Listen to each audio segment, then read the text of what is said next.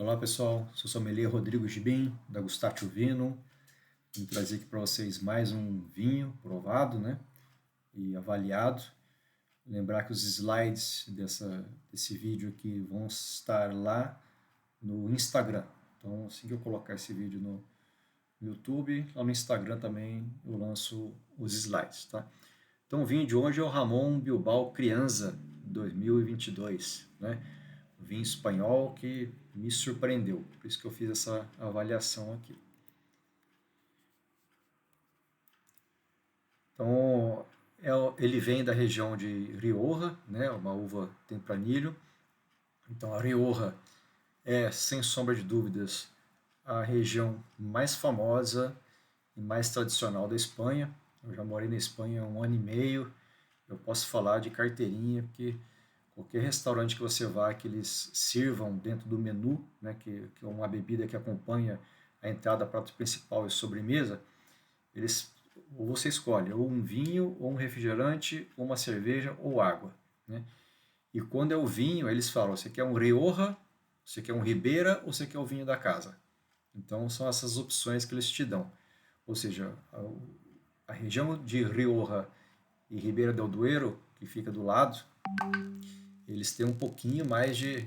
Um pouquinho não, eles têm bem mais de força, né, dentro da Espanha. E aqui, a Rioja um pouco mais explicada, né? Ela é dividida em três partes. Tem a Rioja Alta, que é essa mais laranja, a Rioja Alavesa, que faz parte ali de Navarra e um pouquinho do País Vasco, né? Que fica basicamente do outro lado do Rio Ebro, né? Mas o Rio Ebro ele dá uns contornos e tal. Então, por exemplo, tem essa área aqui de Bastida e Briones, né? Bastida já fica aqui ainda na Alavesa, mas essa de Briones, a área de Rioja Alta, ela entra, né? Por isso que tem essa separação entre as duas Rioja Alavesa. E a parte sul, que é a Rioja Oriental, que antigamente era a Rioja Baixa, né? Mas eles mudaram de nome porque a Rioja Barra, né, dava uma impressão de menor qualidade. Então eles botaram Oriental para tirar essa impressão, principalmente para quem não conhece, né, a região. Então é dividida, como eu comentei, Rioja Alta, Rioja Alavesa e Rioja Oriental, a antiga Barra. A vinicultura vem desde o Império Romano. Então já faz um bom tempo já que eles trabalham o cultivo da uva, né? Milhares de anos aí. Na Idade Média, os monges foram que mantiveram o cultivo das vinhas. Teve uma parte também da invasão árabe, né, moura, que eles tomaram a parte sul do país, mas a parte de Rioja ficou praticamente intacta, né? Mas aí mesmo os monges tiveram mais força para manter a cultura do cultivo da vinha e a produção do vinho, né? Porque grande parte do país estava sob domínio muçulmano. Com a filoxera na França, né, devastando muitos dos vinhedos lá, 80% da produção foi devastada, principalmente em Bordeaux, e ali começou no Languedoc-Roussillon. Muitos dos produtores começaram a fugir para a França, vamos dizer assim, procura de novas áreas e para produzir, porque lá eles não tinham mais como produzir, e demorou mais ou menos uns 30 anos para chegar a filoxera na Espanha e acabou com tudo mesmo, né? Então eles levaram novas técnicas de vinificação, esses produtores levaram as técnicas de uso do bairro de Carvalho, e Rioja assumiu isso com propriedade, além do que teve alguns produtores também que foram lá para Bordeaux antes, né, do fenômeno filoxera na Europa, e já começaram a trazer essa cultura da melhoria do vinho, da produção do vinho para a Espanha. Em 1925 foi a primeira denominação de origem, né? E em 1991 foi a primeira denominação de origem calificada, que é o segundo nível, vamos dizer assim, de vinho na Espanha. O primeiro nível é o vinho de pago, né, que hoje são 28 vinícolas só que tem esse título. Denominação de origem calificada são duas áreas só, uma delas é Rioja e a outra é Priorat, lá na região de Penedès, na Catalunha, aquele lado ali. Né? O relevo, basicamente as áreas estão em volta ali do rio Ebro, que é o principal rio da região, passa ali do lado de Logronho, que é a capital de Rioja, e é protegido pela Serra da Cantábria, ao norte. Ela faz uma barreira dos ventos frios que vêm da Europa, e a Serra dela demanda ao sul barra sudoeste ali, então ela forma meio que um corredor um pouco mais protegido desses vinhos do norte e até dos vinhos quentes que vêm do sul. Né? A altitude varia de 300 a 900 já nas regiões mais ao pé dessas serras. Né? O solo argilo-calcário, ferruginoso, argiloso e aluvial. Aluvial principalmente ao entorno ali do rio Ebro. Né? O clima tem influência do clima do Atlântico, úmido e fresco vindo do norte. A Serra Cantábrica ela protege ainda, mas ainda passa alguma coisinha pelas bordas, né, vão contornando.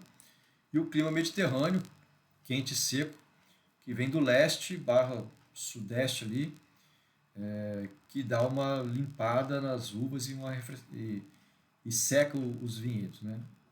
Além de que a pluviosidade é relativamente baixa, né? 400 a 600 milímetros por ano. Bordeaux está em torno de 800, só para a gente ter uma ideia, um pouco mais seco que Bordeaux. Né? As vinhos tintos, a Tempranillo, sem sombra de dúvidas, é a grande estrela, a mais plantada. Depois tem a Garnacha, ou a Grenache, na França, né? A Graciano, a Mazuelo, que é também conhecida como Carignana no restante do país. Mas lá eles chamam de Mazuelo. E as brancas, a Viura, especificamente lá em Rioja tem esse nome de Viura, mas no restante do país é a Macabeu, que faz parte do trio barra quarteto de uvas da uva cava, do espumante cava, né? Que é Macabeu, Xarelo, Parelhada e agora a Chardonnay também está autorizada. Então, as quatro grandes, vamos dizer assim, que formam o cava, e a Macabeu aí ela entra com um vinho denominado Viura e faz uns vinhos bem aromáticos, bem refrescantes. Tempranillo Blanco, também já tomei lá, é bem interessante, quase não chega aqui no país, eu não vi aqui no Brasil ainda. Garnacha Blanca também não encontrei aqui ainda. E a Malvasia Riojana, aí sim já é mais fácil de encontrar.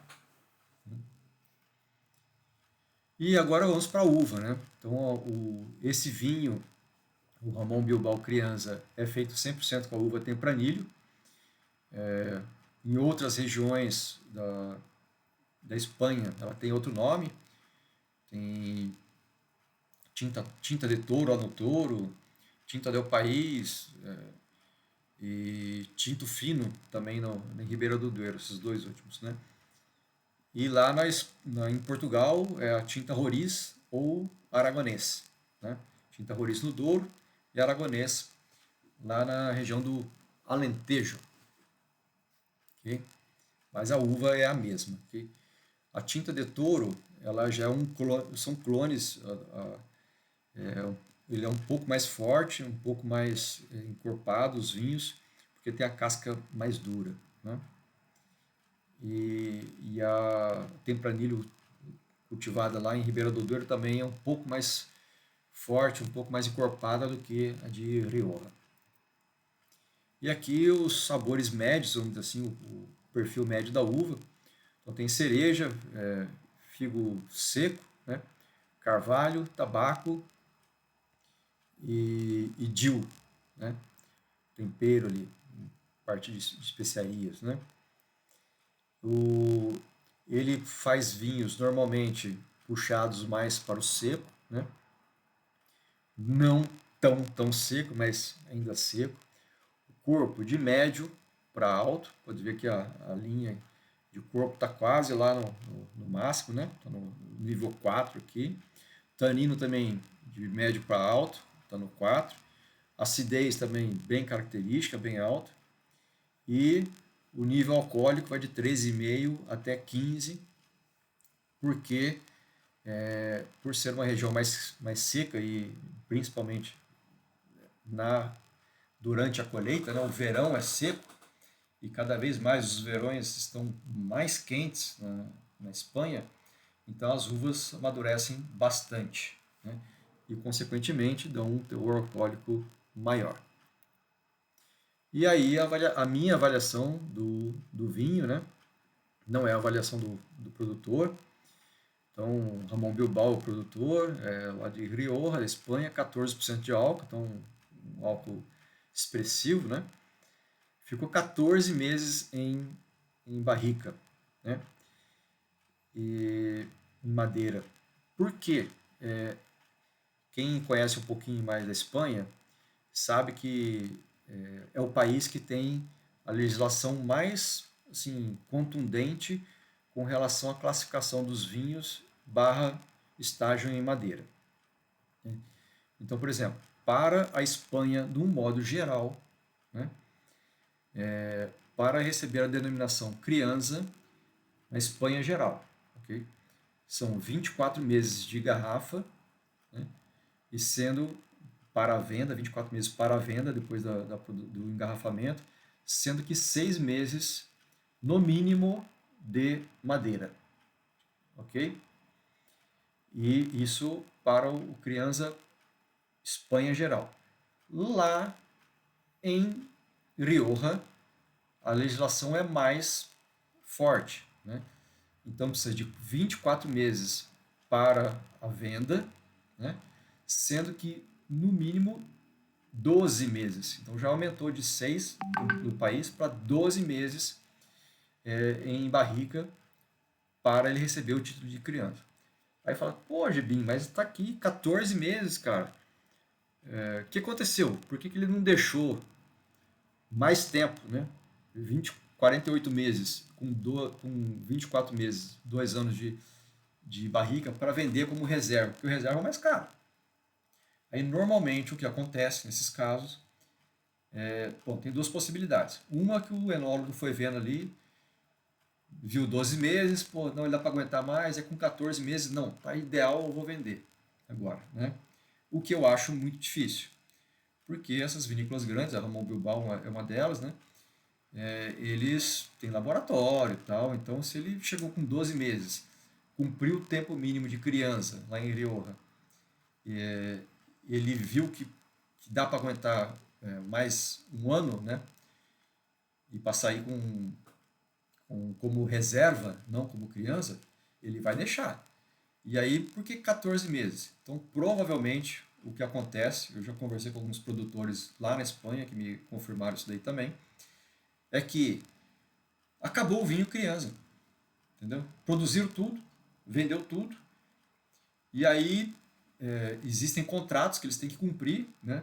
Com supermercado, com restaurante, etc.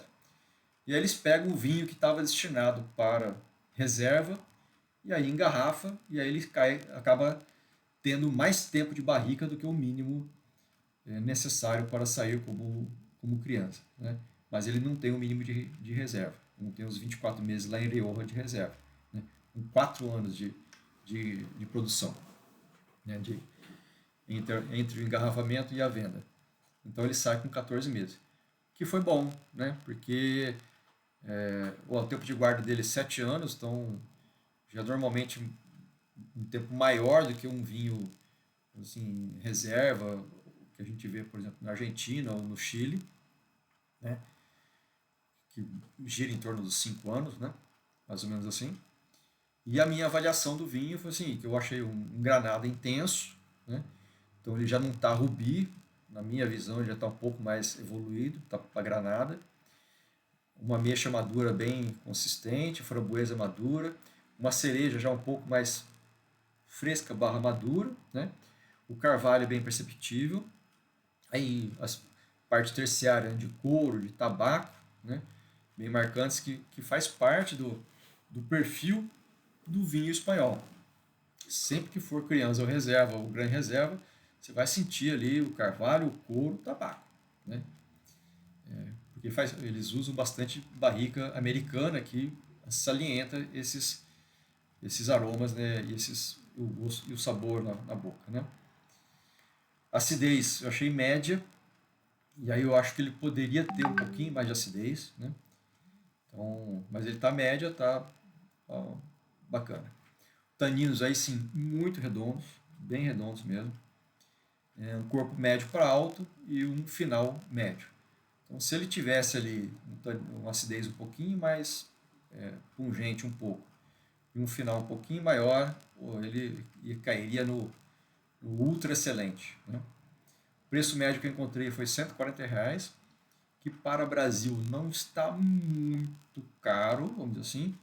Por quê? Esse vinho lá na Espanha ele vai estar em torno de 8 euros. 8 vezes 6, 48, vamos botar R$ 50, né?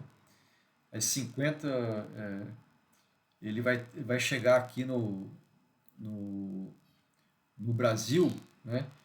Vamos botar vezes 3, que normalmente é o imposto e tal, chegaria aqui a R$ 150, no máximo ali, né? Ou seja, de 120 até 150, ele estaria numa faixa de preço aceitável. Eu encontrei aqui a média 140, na internet achei até a promoção de 126. Então está um preço bom. E a minha avaliação está 92 pontos, então ele já está no excelente baixo, vamos dizer assim. Não é um excelente, não é um vinho maravilhoso, mas para o que ele se destina, está muito bom. Dá para tomar tranquilamente. Eu tomei com uns outros alunos do curso sommelier, né? Botou a garrafa na mesa, a gente vê que o vinho é bom quando a garrafa vai embora rápido. E a garrafa voou, ela foi embora rapidinho, né? Tem uma foto do rótulo, né, para provar que eu tomei o vinho mesmo. Tem muita gente que fala que avaliou, que tomou o vinho, que avaliou e copia da internet a avaliação, que eu já vi, tá bom? Então o vinho aqui foi tomado e avaliado mesmo por mim. E aí, pessoal, chegamos aqui ao fim do Ramon Bilbao Crianza 2022, né? Gostou? Deixe seu like, siga, compartilhe com os amigos, né? Deixe sugestões para novos conteúdos. E lembrando que os slides, que aqui, as imagens dos slides, vão estar lá no Instagram, tá ok? Grande abraço a todos e saúde!